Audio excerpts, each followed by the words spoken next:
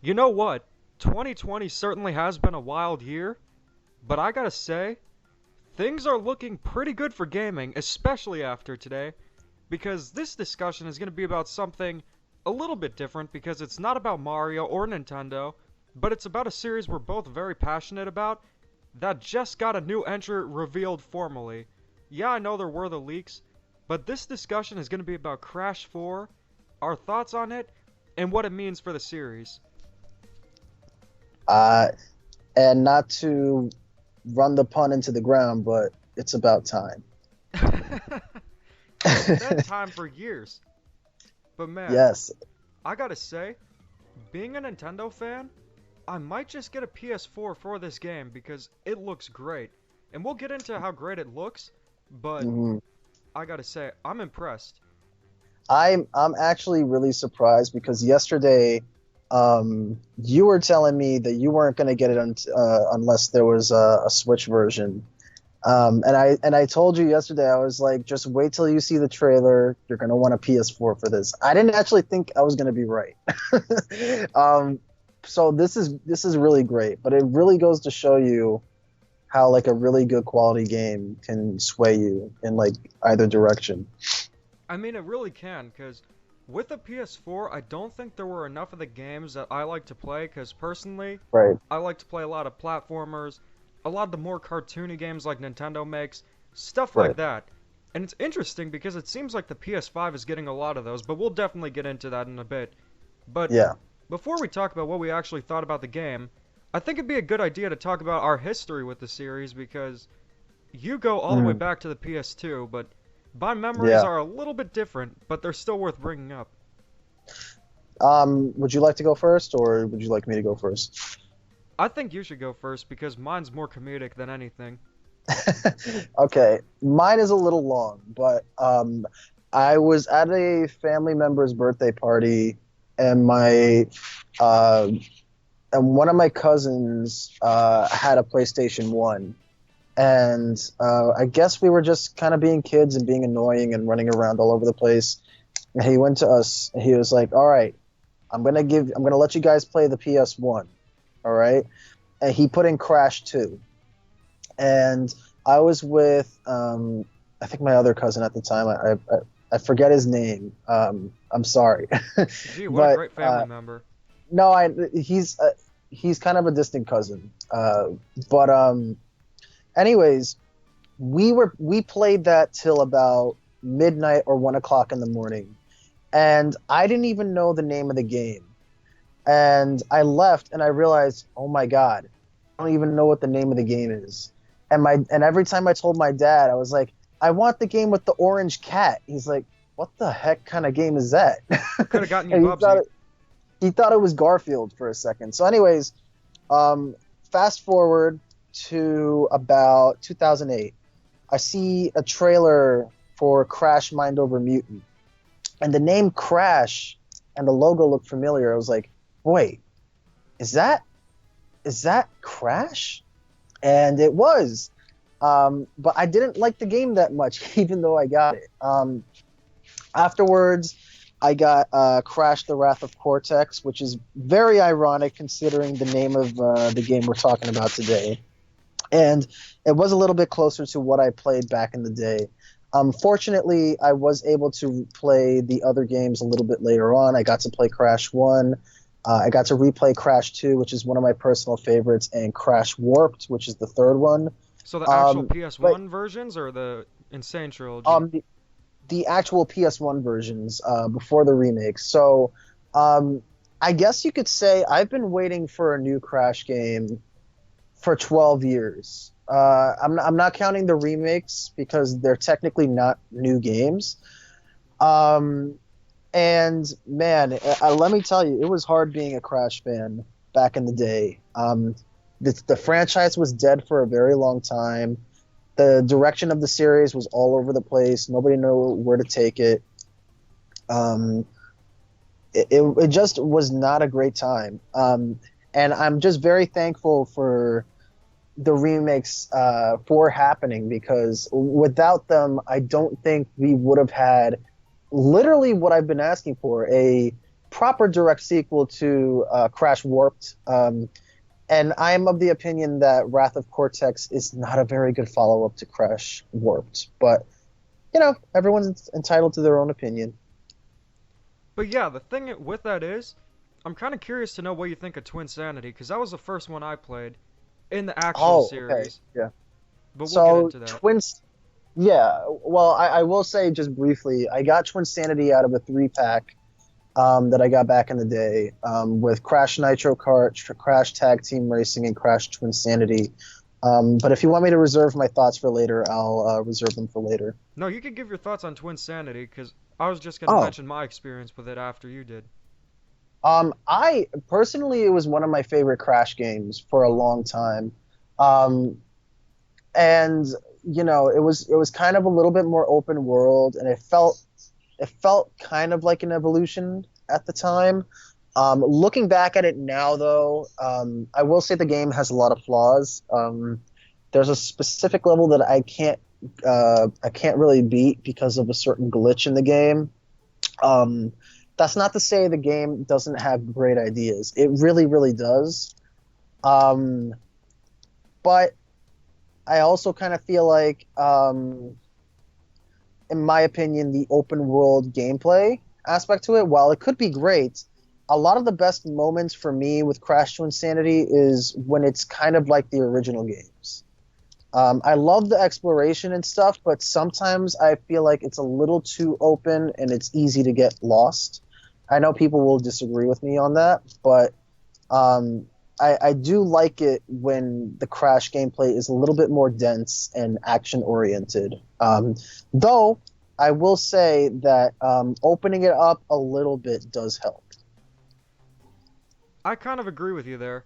But the thing is, getting into my history with the series, I told you in the beginning that it's kind of comedic how I got into the series. But do you Yeah. remember back in the mid 2000s when McDonald's used to have video games, like Oh the Game yeah, and Watch games in Happy I know Meals? this. They I know had this story. they had the Sonic ones with the terrible commercial in Pakistan. They had those games. They actually had them Right. here too, but there wasn't that terrible commercial. And they were pretty cool. They're like little games you could play that you get in a Happy Meal. They're like Game and Watch games. So they were very Right. cool. It'd be cool to see them come back. So then, eventually, they made Crash ones, Crash and Spyro, and they kind of looked like a DS. And I had two of them. There was the Space Cadet one, which was a little bit like Space Invaders, except it was Crash versus Cortex. And then Right. there was a dancing game, which was very weird. But to say the That's least, actually, yeah. I was actually wanting to get into Crash for the longest just because of those games. I like the design so much, the concept of it. Only Right. problem is, I had Nintendo consoles. But eventually, I did get a PS2, and the first game I played in the series was, I believe in 2017, and you actually got this game for my birthday. It was or Twinsanity.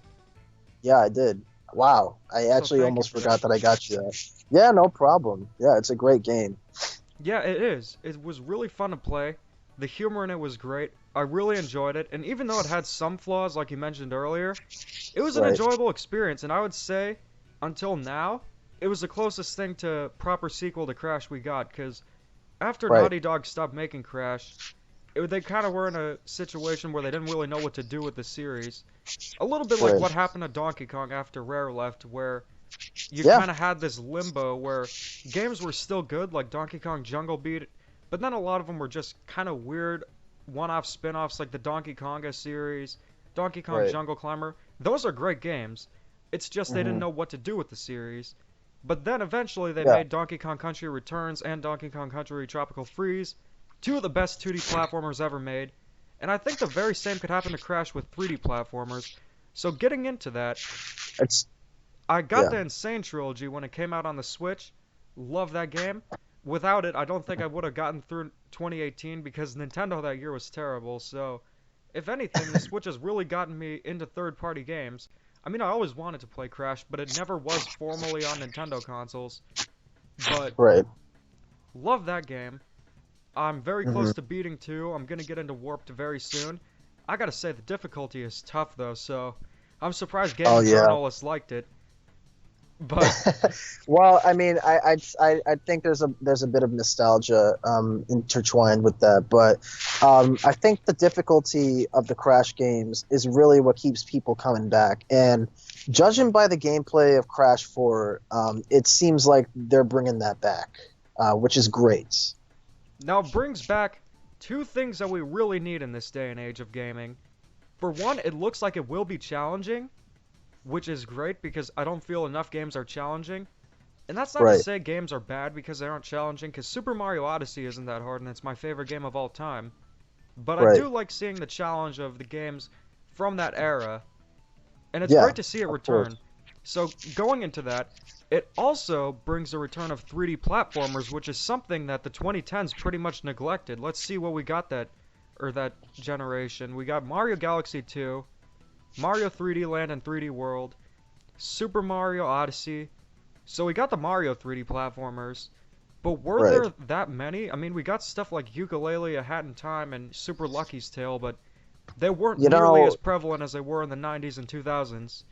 yeah, I mean, I think we're definitely seeing a resurgence with 3D platformers and mascot platformers in general, which is great. I think the only guy we're missing now is Pac-Man. Please make a Pac-Man World 4.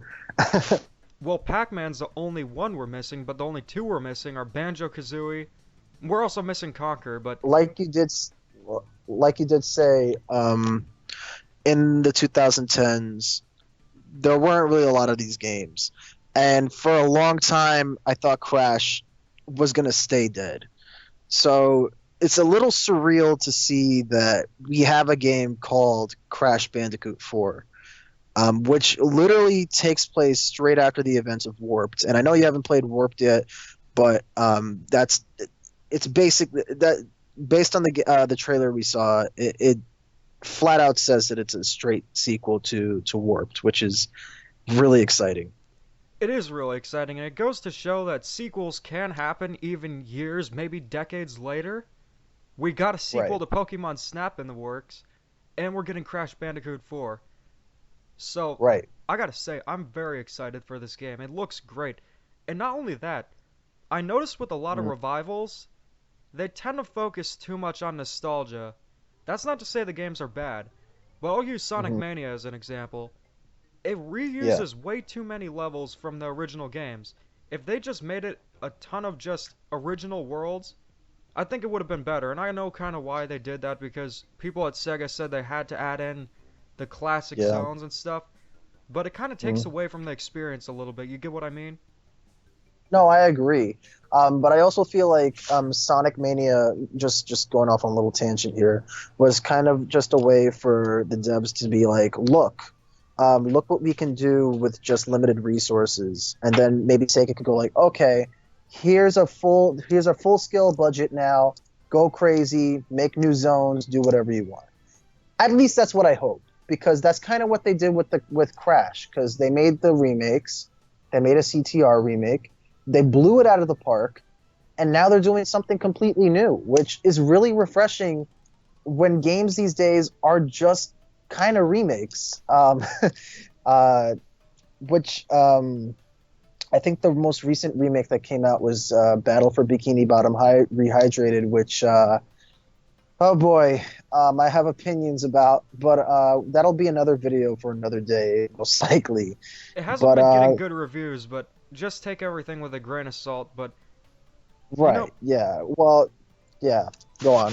what I was saying is I don't hate Sonic Mania at all. In fact, I think the game is one of the best Sonic games. It's, I would say, Yeah, for on sure. par with 3 and Knuckles. It's that good. But I'm just bringing Yeah, up a I point agree. that a lot of games nowadays tend to focus a little too much on nostalgia. And nostalgia Oh can be a yeah, very for powerful sure. thing, but it can also bring a Hmm. series down. It makes it stagnant. But here, Which, they're adding in yeah, a ton of new things. There's power-ups for Crash. I saw the one where he could walk yeah, on walls. That's really cool right there. There are a ton of new worlds. yeah, They had the city, which looked amazing. They have yeah, all kinds of areas, all different mechanics, different playable characters. So it seems yes. that they're really trying a lot new here, while also staying Mhm. true to the series, and that's a great thing. That's kind of like what Mario does for the most part, because Super Mario Odyssey, it's very similar to 64 and Sunshine in concept, but it's still its own thing. And that's what I feel Crash 4 is going to be. Now, what I found really interesting was that a lot of people assumed that Vicarious Visions was going to be the ones developing Crash 4 for the longest, just because they worked on the remakes. What surprised me is that Toys for Bob took the lead on the development of this game. Who you guys might know more for developing, being the leads of the Spyro remakes. I just wanted to ask, how do you feel about the graphical direction? Because in my opinion, I think it looks really, really great. And I know some people have mixed opinions because they like the Insane Trilogy designs more than this design. Personally, I really like this design. I might even love it. Of course, the Insane Trilogy designs do have a place in my heart because they are the classic Crash designs. But I think if you want to redesign Crash and you want to kind of, I wouldn't say modernize, but kind of update him a little bit for like a brand new experience, I don't think they're disrespecting the characters at all. I think if anything, they're just kind of stylizing them and evolving them a little bit more forward. But I'd like to hear what you have to say about that. So about the designs, if I'm going to be completely honest, I do prefer the Insane Trilogy designs just because I feel like they look more like the original characters. But these redesigns are actually really good too. You can still have two different designs and they can still be great in their own way. And I think that the designs here suit the art style a lot more. They made them a little bit different looking, but they still fit the characters well and they look nice. So it's not something like Mind Over Mutants where they look completely different and just flat out weird. But yeah, I gotta say I like the designs here. Oh yeah, for sure. I personally, what I like to think is this is kind of like a lost sequel in a sense. I like to think of these designs as kind of just kind of having a new style, a new coat of paint. And it's different than the Insane Trilogy. And I think personally that's because it is different from the other games. It's taking inspiration from those games, but it's paving its new path. It's respecting the past while embracing the future, which I personally think is great. I do too. I think it's great they're going in a new direction while also keeping what made the series great. And I'm really looking forward to playing the game.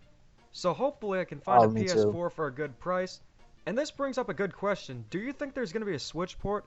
Because I know a lot of people at this channel have a Switch, and that could be their primary console, like mine. So yeah, it's worth bringing up because Crash, I think nowadays, a lot of its audience is on the Switch because people like those kind of games. I think a lot of the same people who like Mario, they'd like Crash, they'd like Spyro. So, you think it's going to be on the Switch? Because I think it'll be on the Switch next year, kind of like they did with Spyro and the Insane Trilogy.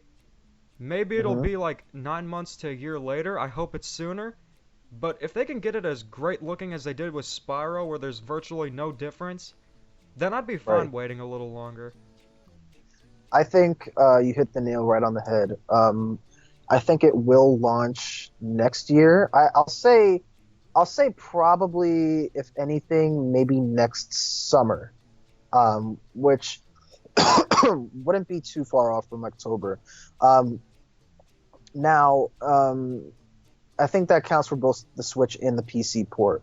I say this because I think at this moment they probably made the game with PS4, Xbox One in mind, with the PS5 and Xbox Series X in mind as well, because this is, from what I could tell, a cross-gen title, and they need to have their focus somewhere.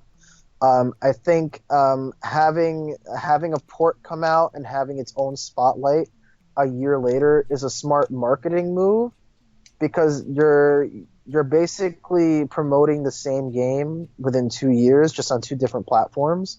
And at the same time, you give the development team more time to actually have a good port for the Switch. And personally, I would double dip for this game. Like I'm getting it for PS4 at launch because I'm a Crash fan. But when it comes out for Switch, I'm definitely picking it up because who wouldn't want Crash on the go? Oh, I I think would it works for. 100%. Yeah, so first time going through, I'll buy it for PS4. I really don't mind. I have a PS4 myself. I know you don't yet, but again, it's really surprising that you're gonna go out and get a PS4 just for this game. I think that's great. It really reminds me of the old days where like one game can make a difference, you know? It Um, can. yeah, so I'll say to all those Switch fans out there, um, don't be too disappointed. It will be coming to Switch in due time. If you really, really want to get the game, the PS5 is coming out this holiday. Um, that means that PS4s will probably significantly go down in price. It would be a good time to get a PS4 for Christmas, if anything. If you really, really want to play this game, get a PS4 around Christmas time, since the PS5 will be out around that time. I'm And not not sure what the price drop would be, but I honestly think it would be worth it if you really want to play this game. and not only that, you're also getting access to all of PS4's library because the system, Oh I yeah, think at for this sure. point, it's 7 years old, right? It came out in 2013. So if you get Oh a god, PS4, you yeah. have a ton of games to play, and there are Right. really a lot of great games on it. But man, I gotta Yeah. say, I wish Blockbuster was still a thing so I could rent out a PS4 and then rent Crash. But Yeah, that may I really be know. going back. Yeah, I mean PS4s. I mean they're again they're kind of pricey right now. I am almost positive the prices will significantly go down as soon as the PS5 goes on sale. Maybe $100 off. Maybe 200. I'm not sure. But it would be a wise time to get a PS4 at that time. Not or you could even get a PS5 if you're planning to get that. I think Crash 4 is cross-gen compatible with PS5. They didn't really specify with the PlayStation versions. I know that the Xbox One version is compatible on Xbox Series X, so I guess we'll see. We only have a few more months to go before the game actually releases. Yeah, it's pretty exciting. But anyways, I think this about wraps it up. I'm Demeech, And I'm Ty the Guy. and keep calm and da-da on. Whoa!